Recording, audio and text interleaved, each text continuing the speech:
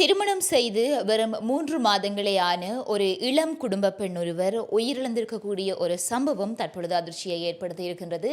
குறிப்பிட்ட இந்த ஒரு சம்பவம் எங்கு நடந்தது, எப்படி நடந்தது என்கின்ற விவரங்களை இந்த காணொலியிலே பார்க்க போகின்றோம். குறிப்பாக இந்த ஒரு விடயத்தை பற்றி நான் தற்பொழுது பேசுவதற்கான காரணம், விழிப்புணர்வு சார்ந்து என்றதனையும் கடந்து இதே மாதிரியான ஒரு சம்பவம் கடந்த வருடம் எனக்குமே நடந்திருந்தது. ஆனால் தலைக்கு வந்தது தலைப்பாகையுடன் போய்விட்டது என்கின்ற மாதிரியாக நான் உண்மைக்குமே அதில் இருந்து உயிர் தப்பியிருந்தேன். அந்த வகையிலே இந்த ஒரு விடயம் உங்கள் எல்லாருக்குமே விழிப்புணர்வாக அமையும் என்றதுக்காக நான் இந்த ஒரு விடயத்தினை பகிர்ந்து கொள்கின்றேன். என்ன நடந்தது என்பதை முழுவதுமாகவே விரிவாக பார்க்கலாம். வணக்கம், நான் உங்கள் சங்கவி.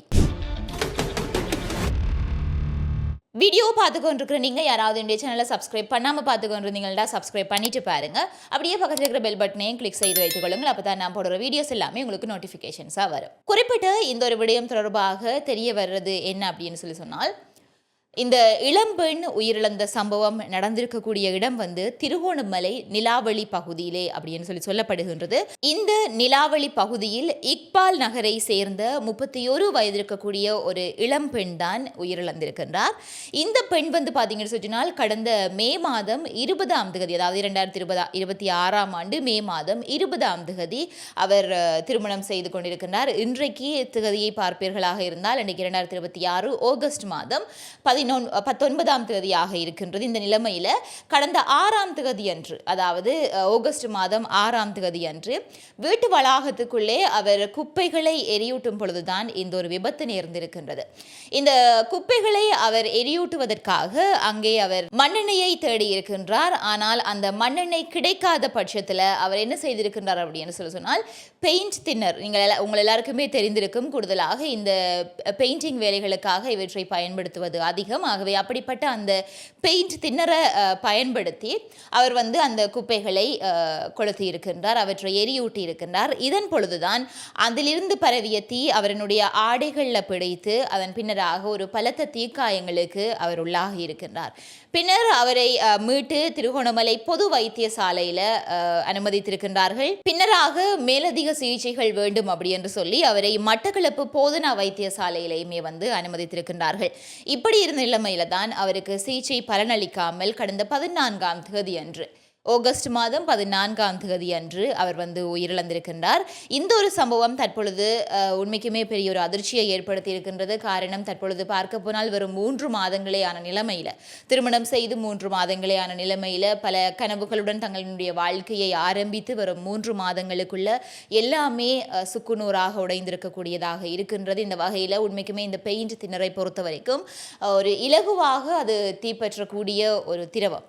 குறிப்பாக அதனை ஏதாவது அதிக வெப்பம் படுகின்ற இடத்திலேயோ அல்லது அதனை அதிகமாக சுவாசிப்பதும் கூட ஆபத்தான ஒரு விடயம் அப்படி என்று சொல்லக்கூடிய அந்த ஒரு திரவத்தை இவர் அந்த குப்பைகளை எரியூட்டுவதற்காக பயன்படுத்தியது என்றது உண்மைக்குமே ஒரு தவறான செயல். இவ்வாறான சில விடயங்களை யாராவது பின்பற்றி கொண்டிருந்தால் தயவு செய்து முடிந்தளவு அவற்றை தவிர்த்து கொள்ளுங்கள். இந்த நிலைமையில நான் ஆரம்பத்திலேயே சொல்லியிருந்தேன், கடந்த வருடம் எனக்கும் இவ்வாறான ஒரு சம்பவம் நடந்திருந்தது அப்படி என்று சொல்லி. அதை பற்றி நான் ஏற்கனவே, அதாவது கடந்த வருடம் நிறைய நாட்களாக நான் காணொலிகள் போடாமல் இருந்த நேரத்தில் என்ன காரணம் என்று சொல்லுகின்ற சமயத்தில் அந்த விடயத்தை நான் சொல்லி இருப்பேன். ஆனால் தற்பொழுது நிறையவே புதிய சப்ஸ்கிரைபர்ஸ் என்னுடன் இணைந்திருக்கின்றீர்கள், புதியதாக என்னுடைய செய்திகளை பார்க்கக்கூடியவர்கள் இருக்கின்றீர்கள்.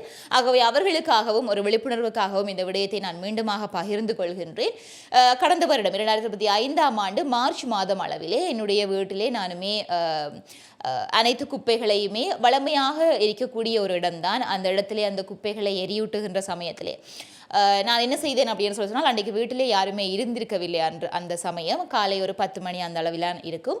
ஆனால் வீட்டிலே யாருமே இருக்கவில்லை, அனைவருமே வெளியிலே வேலைகளுக்காக சென்றிருந்தார்கள். அந்த சமயத்தில் தான் நான் குப்பைகளை எரியூட்டுவதற்காக எரியூட்டி விட்டு அதன் பின்னராக சற்று வளமையாகவே எரியூட்டுகின்ற சமயத்திலே சற்று பின்னிற்பது தான் வளமை. ஆனால் தனியாக நான் இதை ஒரு நாளுமே செய்தது இல்லை. யாராவது ஒருவர் வீட்டில் இருக்கின்ற சமயத்தில் தான் இப்படியான விடயங்களை செய்வது கூடுதல்.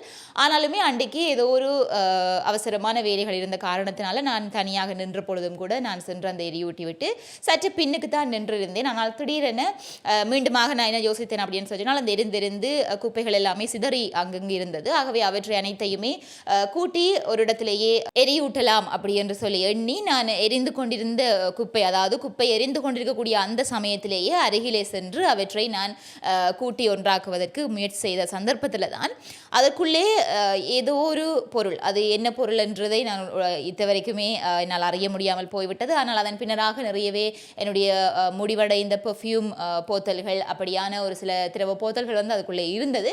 ஆகவே அவை ஒருவேளை வெடித்திருக்கக்கூடும் என்கின்ற மாதிரியாகத்தான் நானும் எண்ணியிருந்தேன். அந்த தருணத்திலே நடந்தது. அதற்குள்ளே இருந்து ஒரு பொருள் பெரிய சத்தத்துடன் வெடித்தது. வெடித்த சமயத்திலே நான் சற்று என்னுடைய முகத்தை கீழே குனிந்த வண்ணமாகத்தான் அந்த இடத்தை வந்து கூட்டிக் கொண்டிருந்தேன். ஆகவே அதற்குள்ளே இருந்து உடனடியாகவே வெடித்த பொழுது அந்த சிதறிய பொருட்கள் அப்படியே என்னுடைய முகத்திலே பட்டிருந்தது. குறிப்பாக அதற்குள்ளே அந்த பிளாஸ்டிக் பொருட்களுமே எரிந்து கொண்டிருந்த தருணத்தில் அதிலே சிலதுகள் வந்து உங்களுக்கு தெரியும், பறந்தால் உடலிலே வந்து சில வழிகளே அதிகமாக அப்படியே ஒட்டுப்பட்ட வாரியாக இருக்கும். அவ்வாறாக என்னுடைய முகத்திலேயும் ஒரு இடத்துல வந்து அது ஒட்டுப்பட்டது. அதே சமயம் என்னுடைய தலைமுடிகள்லையுமே நிறையவே பரவி அது உடனடியாகவே என்னுடைய முன்பக்க தலைமுடி வந்து முழுவதுமாக எரிந்து போகாமல் அது வந்து பொசுங்கி போயிருந்தது. அதே சமயம் என்னுடைய இமை பகுதிகள் முழுவதுமாகவே பொசுங்கி இருந்தது. நான் அதன் பின்னராக அந்த காணொலி பதிவிட்ட நேரத்திலேயும் கூட அங்கங்கு சில தீக்காயங்கள் இருந்தது. அதனை ஒரு சிலர் அவதானித்திருக்கக்கூடும். அதன் பின்னராக என்னுடைய முகப்பகுதிகள் அனைத்துமே மிகவுமே சிவப்பாக மாறி அதன் பின்னராக ஒரு கிழமைகள் கழித்து அந்த தோல் உரிகின்ற மாதிரியாக கூட எனக்கு நடந்திருந்தது. ஆகவே அவ்வாறு அந்த ஒரு விடயத்தில் வந்து நான் என்ன சொல்ல வந்தேன் அப்படின்னு சொன்னால், தனியாக இருந்த சமயத்தில் அந்த வெடித்த பொருளிலே ஒரு பிளாஸ்டிக் பொருள் வந்து ஒரு பெரிய துண்டு உடனடியாகவுமே என்னுடைய ஆடையிலே பட்டு ஒட்டி அது வந்து உடனடியாகவே தீ பரவி இருந்தால் நிச்சயமாக என்னால் உடனடியாக அந்த பதட்டத்திலே என்ன செய்வதென்று தெரியாமல் இருந்திருக்கும். ஏனென்றால் வீட்டிலிருந்து சற்று தூரம் தான், அது பின்காணியிலே தான் நான் அதனை எரித்து கொண்டிருந்தேன். அங்கிருந்து நான் உடனடியாக பதட்டத்திலே கத்தியவாறாக ஓடி வந்தேன் அங்கிருந்து. ஆகவே என்னுடைய உடையிலே ஏதாவது என்னை அறியாமலே அது பட்டிருந்தால் நான் ஓடி வந்த வேகத்துக்கு இன்னும் அதிகமாக அது தீ பரவி இருக்கிறதுக்கான வாய்ப்பு இருக்கின்றது. அதன் பின்னராகத்தான் நான் என்னுடைய முகத்தை கண்ணாடியிலே பார்த்து கத்த ஆரம்பித்தேன். அதன் பின்னராகத்தான் நான் தொலைபேசி அழைப்பெடுத்து வீட்டுக்கு வரும்படியாக சொல்லி வீட்டுக்கு வந்து அதன் பின்னராகத்தான் எனக்கு முதலுதவி அளிக்கப்பட்டது. ஆகவே இப்படியான சம்பவங்களை வந்து நிச்சயமாக வளமையாக இருக்கின்ற ஒரு இடம் தானே என்கின்ற அந்த ஒரு அசண்டை இனமுமே என்னட்ட இருந்தது. அதே சமயம் வீட்டில் யாருமே இல்லை, நான் இதனை தனியாக செய்வேனா அல்லது நான் இதனை வந்து அவதானமாக செயற்பட வேண்டும் என்கின்ற அந்த ஒரு நோக்கம் இல்லாமல் வளமையான அன்றாட செயற்பாடு தானே என்று விட்டு நான் சாதாரணமாக செய்துவிட்டேன். அந்த ஒரு அசண்டை இனம் குறிப்பிட்ட இந்த ஒரு இளம்பெண்ணுக்குமே இருந்திருக்கலாம். வளமையான வீட்டு வேலைகள் தானே அப்படி என்று சொல்லி அவருமே சாதாரணமாக எடுத்திருக்கலாம். ஆகவே நான் இப்போ உங்களுக்கு சொல்லக்கூடிய விடயம் என்றது, தயவு செய்து முடிந்தளவு இப்படியான வேலைகளில் நீங்கள் ஈடுபடுகின்ற பொழுது, வீட்டிலே யாராவது இருக்கின்ற சமயத்திலே நீங்கள் இவ்வாறான தீயை மூட்டுவதோ சரி அல்லது அந்த நெருப்புடனான வேலைகளை வந்து நீங்கள் யாரொருவர் வீட்டில் இருக்கின்ற சமயத்திலே நீங்கள் அதை செய்வது சிறந்தது. அதே சமயம் வீட்டில் இருக்கக்கூடிய பெண்கள், நீங்கள் ஒரு பொருளை எரியூட்ட வேண்டும் அல்லது ஒரு குப்பைகளை கொளுத்த வேண்டும் என்பதற்காக என்ன திரவம் கையிலே அம்பிட்டாலும் அதனை எல்லாவற்றையுமே ஊற்றி நாங்கள் எங்களால் சமாளிக்க முடியும் என்கின்ற அந்த ஒரு எண்ணப்பாடு தயவு செய்து வேண்டாம். அந்த வகையிலே உங்களுடைய வீட்டில் இருக்கக்கூடிய பொருட்கள் எதற்கு ஏன் பாவிக்க வேண்டும், எவ்வாறு பாவிக்க வேண்டும் என்கின்ற ஒவ்வொரு விடயங்களையும் முடிந்தளவு தெரிந்து வைத்துக் கொள்ளுங்கள். அவதானமாக இருங்கள். முடிந்தளவு இந்த காணொலியை இனிவர்களுக்கும் பகிர்ந்து கொள்ளுங்கள். ஏனென்றால் நிறையவே இந்த மாதிரியான விபத்துக்கள், உயிரிழப்புகள் நடக்கிறது.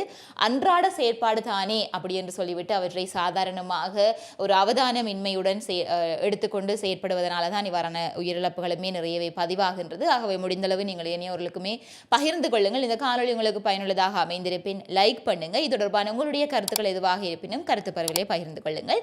இதே மாதிரியாக மற்றொரு காணொலியில் நான் உங்களை சந்திக்கிறேன்.